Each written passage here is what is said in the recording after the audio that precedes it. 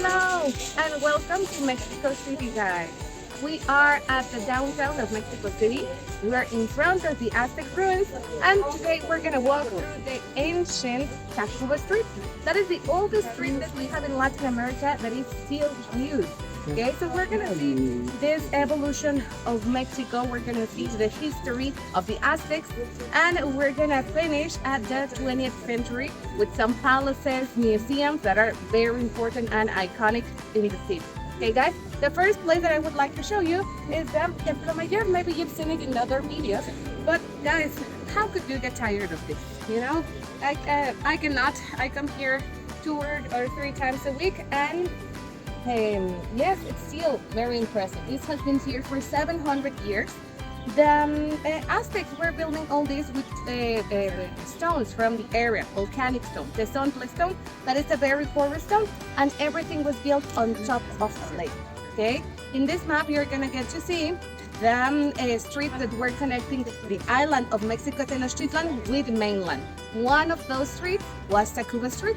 These streets were streets that were built with bridges that could the people could live up and down in a way to protect themselves even better. So the only way to get into Mexico Tenochtitlan was by boat or through these streets that were very protected and controlled, and they were controlling the access as well. Okay, if you look over that the staircases, you're gonna have walls on the floor, and we have another layer of construction behind me.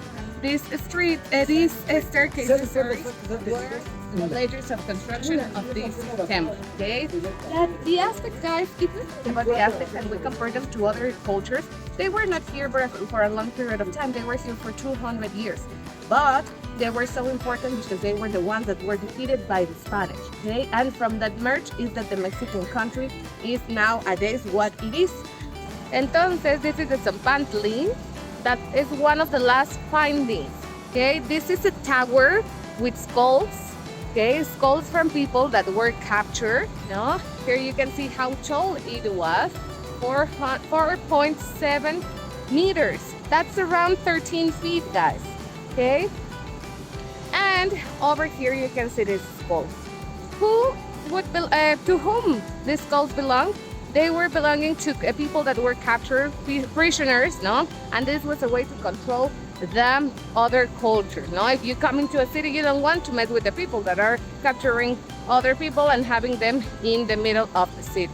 So this over here, guys, is the part of the temple of the god of the wind, Ejecatl, okay? So here you can see what they're doing now is that they are excavating in the patios of all these constructions in order to avoid any kind of risk to the buildings, but also trying to take out all the history of the ancient cultures. This temple was found over there. Look at this, guys, the temple of the god of the wind. It's a lot of work for the archaeologists. Okay, so picture all the city of Mexico City whenever you come, built over all these structures. It's a piece of work, a great piece of work. Okay, so here in front of this place, guys, where we have the Centro Cultural España, is where we have the Calmecac, that it was the school for the royals.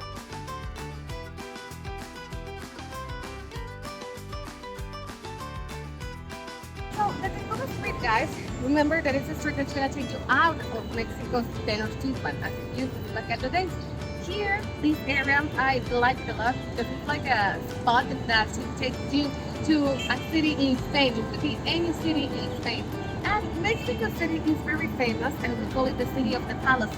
That is a name that began in the beginning of the 20th century, okay? Because of this palace that we have over here, the other one, and the one that I'm going to show you that is right in front of me. Okay, all these places were built by Porfirio Diaz, the president against whom the revolution began. In Mexico City, everything was wealthy.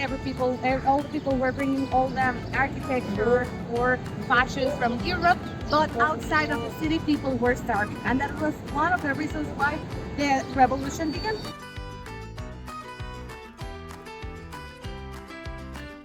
here we are, guys. Remember, the name of the street is Tacuba, but that name comes from the original name that was Tlacopa, that it was very hard to pronounce, so they changed it into Tacuba. This is the first coffee shop that we had in Mexico City. And look at this, guys, going to a area, it was not like nowadays to meet friends or that. It was for people that were looking for a job. So it was, people would frown off at people that were sitting on a cafeteria, okay? Before having this coffee shop, guys, we had a place where people would come to buy meals, and then the owner decided that it would be a good idea to sell coffee with that because it was very early in the morning, and then we bread, and then enchiladas, and that is how the Café de Tacuba was born. Here you can see the date, 1912. The uniform, guys, that the ladies are using is the waitresses is still the same one from 1912. And if you heard about Frida Kahlo, his husband, Diego Rivera, got married with Guadalupe Martin, the wife to which he had 2 daughters, in here. This is the place where they had their reception, okay? So it's a must when you're coming to Mexico City, guys, to have a coffee over here. They bring it from Veracruz, and it's the best coffee that you're gonna try in Mexico City.